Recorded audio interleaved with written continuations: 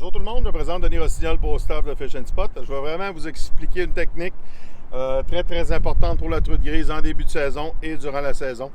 C'est vraiment notre ligne plombée avec un chapelet, comme ça ici, qui est appelé, avec le poisson nageur en arrière qui est flottant. Fait que la technique à utiliser, c'est très important, c'est d'avoir un fluocarbone. Plus que la pêche est dure, plus qu'il va être long. Moi, je mets environ 6 pieds de longueur de fluocarbone derrière mon chapelet. L'important là-dedans, c'est vraiment de laisser traîner son poisson nageur directement derrière l'embarcation, d'ouvrir sa ligne plombée et de laisser descendre le chapelet selon la profondeur que le poisson est.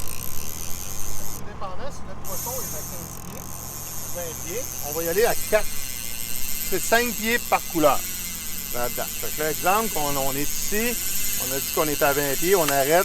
Après 5 couleurs de plombée, on va arrêter notre chose. On voit que notre canne est vraiment, elle travaille très bien avec les chapelets. On voit vraiment le chapelet qui va travailler toujours là. Ça, c'est signe que notre canne est bien installée, est à bonne profondeur. Quand on va, vous allez voir que là, c'est toujours identique.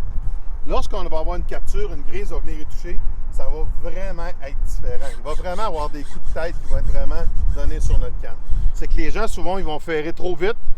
Ils ne laisseront pas le poisson attaquer le leurre complètement. Du moment qu'ils vont voir que ça bouge un petit peu, ils vont directement sauter sur le canne et ils vont faire perdre des prises.